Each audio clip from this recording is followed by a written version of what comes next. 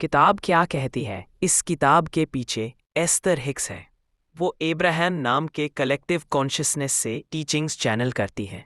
Simple principal, जो आप मांगते हो यूनिवर्स देता है, लेकिन आप अलाउ करते हो या ब्लॉक, ये आप तय करते हो। यूनिवर्स शब्द नहीं सुनता, बस एनर्जी पढ़ता है। पार्ट 1। लॉ ऑफ अट्रैक्शन का कोर लॉ ऑफ अट्रैक्शन एक ही बात पर चलता है। Like attracts like. आपके थॉट्स आपके इमोशंस को एक्टिवेट करते हैं। इमोशंस वाइब्रेशंस को ब्रॉडकास्ट करते हैं। वही वाइब्रेशन यूनिवर्स को सिग्नल भेजती है। एग्जाम्पल, मुझे पैसा चाहिए। अगर अंदर चिंता है, कमी की फ्रीक्वेंसी भेज रहे हो, यूनिवर्स शॉर्टेज ही भेजेगा। Extra bills, failures, delays. मैं सक्सेस डिजर्व करता हूँ। अगर अंदर एक्साइटमेंट है, अबंडेंस की फ्रीक्वेंसी भेज रहे हो, यूनिवर्स अपॉर्चुनिटीज भेजता है। Clients, contacts, clarity.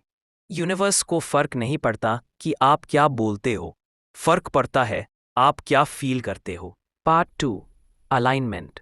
गेम का असली लेवल अलाइनमेंट इक्वल्स आपकी इच्छा प्लस आपका ध्यान प्लस आपकी भावना, तीनों सेम डायरेक्शन। जब आप गोल सोचते हो और अच्छा महसूस करते हो, आप अलाइंड हो।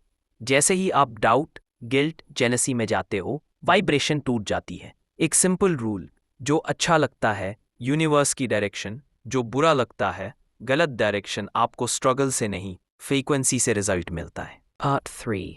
Emotional guidance scale. किताब कहती है इमोशंस आपका कंपस है।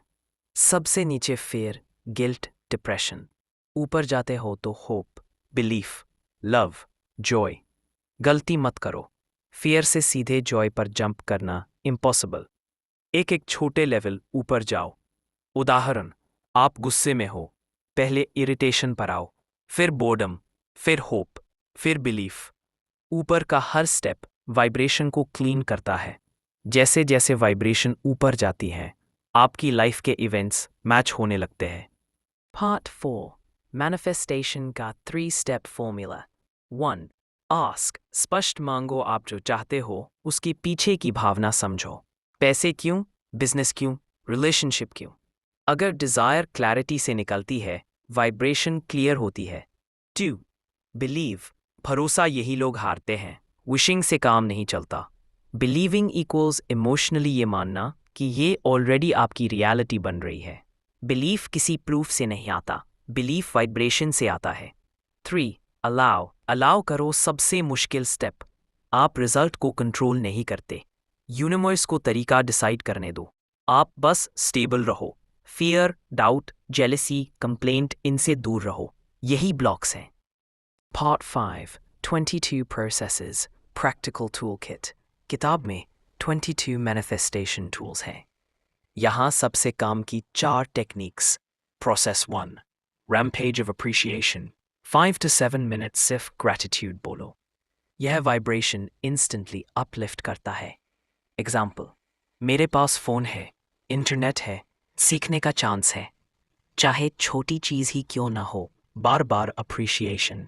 प्रोसेस 2। Segment intending. जो भी नया काम शुरू करो, 20 सेकंड पॉजिटिव इंटेंशन सेट करो। इस कॉल में क्लैरिटी मिलेगी, आज कंटेंट बेस्ट बनेगा। आप एनर्जी को पहले से सेट कर देते हो। प्रोसेस 3। फोकस व्हील गोल। बीच में लिखो, चारों तरफ छोटे पॉजिटिव स्टेटमेंट्स जो आपको थोड़ी राहत दें। वो धीरे धीरे आपका माइंड सेफ सिग्नल में शिफ्ट कर देता है। प्रोसेस 4। स्क्रिप्टिंग। अपने डिजायर्ड फ्यूचर को करंट टेंस में लिखो। मैं महीने का अर्न कर रहा हूँ, लोग मेरे काम को पसंद करते हैं। ब्रेन इसे एक्शन प्लान समझता है। पार्ट 6।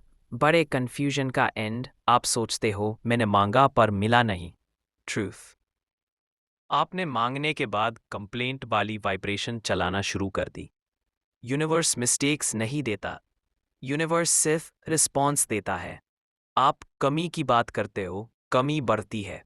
आप सल्यूशन पर ध्यान देते हो, रास्ते खुलने लगते हैं।